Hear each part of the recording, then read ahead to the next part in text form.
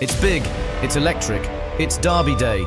And it's not just any derby, it is the Manchester Derby in an FA Cup final where everything is on the line. The raw passion, the screaming fans, and the promise of glory. United failed to stop City's rampage to a treble when City beat them in the 2022-2023 FA Cup finals. Is this United's opportunity for revenge, or will they bend over for their nosy neighbours? Welcome back to the football pit. The derby. Manchester United coach Eric Ten Hag wants to win the 2023-24 FA Cup. After their chaotic and dramatic semi-final match against Coventry City, Ten Hag said, "I want to win it. I'm sure we have a good chance to win this final, although we play the best team in the world." Not many fans would believe that United fans have a shot at winning the FA Cup final, but it's the FA Cup. Miracles happen, and Ten Hag is certainly hoping for one. The United coach is even excited at the prospect of being in back-to-back semi-finals. Twice in 2 years it is magnificent. For me as manager, 4 cup finals in 4 years. The United manager won the Dutch Cup with Ajax in 2019 and 2021. He was runner-up in 2022 before he made the switch to United. Basking in getting to the final in his second season, he even compared his United side to legendary manager Alex Ferguson. He said, "Even the big Manchester United only achieved it 3 times and we achieved it twice in 2 years. We need to win this final though." 2 finals in 2 years is certainly impressive, but it would have been better if United had won their previous final in 2022-23, which was against City. That FA Cup final was also a high-profile Manchester derby, with the highest honours on the line for City. City was aiming for a treble. They had won the Premier League, had the Champions League and the FA Cup in their sights. It all rested on United to stop their rival from joining them on the same pedestal they achieved in May 1999. The match promised to be intense. The pressure was on, and the match would take place on the best stage, the Wembley Stadium. 12 seconds into the match, United crumbled before the smoke from the pre-match fire display had cleared. City's captain in the match, İlkay Gündoğan, scored a stunning volley, beating Luis Saha's goal for Everton after 25 seconds against Chelsea in 2009. City keeper Stefan Ortega launched a long ball towards Erling Haaland. Then, as the ball bounced toward Gündoğan, he didn't waste any time, and he volleyed the ball into the net as United's veteran goalkeeper, David De Gea, looked on. United began to feel the blues in that match, and City piled pressure on them. Rodri and Jack Grealish had great chances, failing to convert within 5 minutes of the match. Then Haaland and Kevin De Bruyne also had but lost their chances. It was as if City were playing keep away with United, but as I said earlier, it's the FA Cup, a stroke of fortune, and United equalised in the match. Grealish had handled the ball in the penalty box, and Bruno Fernandes stepped up to score from the penalty spot. United wouldn't enjoy the lead, as Gündoğan scored another goal to clinch the trophy for City. Now, United has the opportunity to right last season's wrongs and get their revenge over arch-rival City by winning the FA Cup final this season. But they aren't an inspiring side at the moment. Even the way they reached the final has been described as pathetic. Ten Hag hit back at the media and people who criticise Manchester United's performance in the semi-finals. "The comments are a disgrace," Ten Hag complained. Were those criticisms about United's performance true or fair? Road to the final. DisUnited. So, United played Coventry City in their FA Cup semi-finals, and their victory was all but assured. United scored their 3rd goal in the 58th minute when Bruno Fernandes slotted the ball into the net. All they needed to do was control the game and see out their win. It looked like they were doing this. Then the dynamics of the game changed completely. Coventry, who had lost 3 of their past 4 games before the semi-final, came to life. It was as if a beast was awoken. Forward Ellis Sims scored a goal in the 71st minute, and United immediately lost all belief. Coventry began to have hope. They saw weakness in United and began to pressure them. 8 minutes after the first goal, Callum O'Hare scored the second, and Wembley lit up. Then, as if the misery for United wasn't enough, Aaron Wan-Bissaka handled the ball in the box, and referee Robert Jones pointed to the spot. Penalty! Haji Wright stepped up to take the penalty and scored. Now 3-3, and the crowd went wild.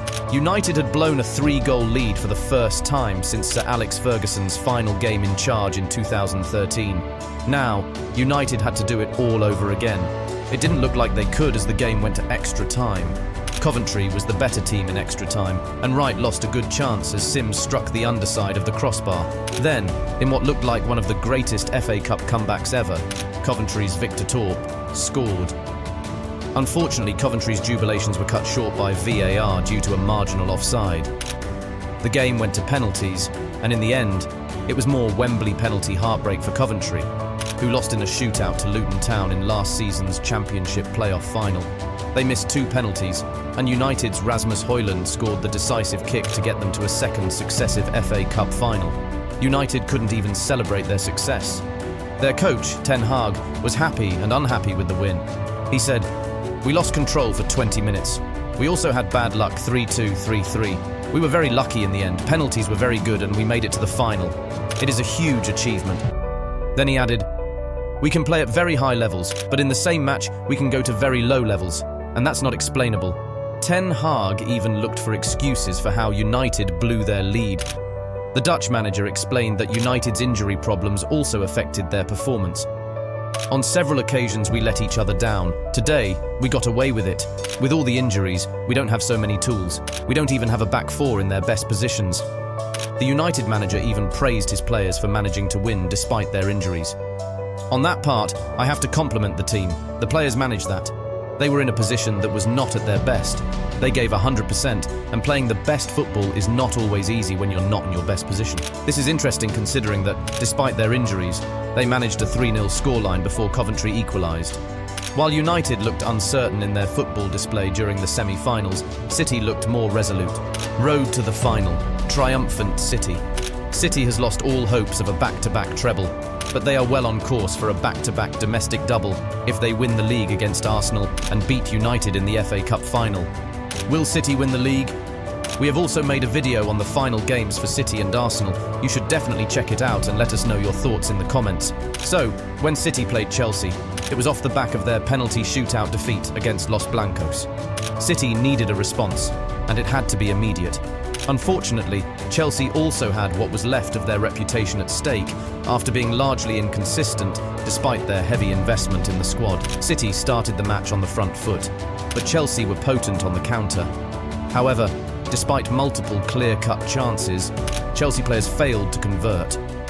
About 6 minutes from the end of regulation time, City found the back of the net through Bernardo Silva, one of the 2 players who missed their penalty in midweek when Real Madrid beat City in the Champions League quarter-finals. Chelsea tried to equalise but couldn't, and City held on to knock them out of the FA Cup. "It's going to be a tough final," goalscorer Bernardo Silva said. Will it though? Manchester Derby final, who will win? While the 2 teams had different paths to the final, what matters is that they are both there. As Ten Hag said, top football is about results. City knows all about getting results. In their general form in the last 5 games, in all competitions, City have won 4 out of 5. Some are more convincing than others, but as I have said earlier, results matter, and City have been getting results. Lately, the team has discovered their free-scoring form with the return of their talismanic striker, Erling Haaland, who has scored 5 goals in 2 games. Overall, Haaland has scored 25 goals this season and is firmly in the driver's seat to win his 2nd Premier League Golden Boot in a row.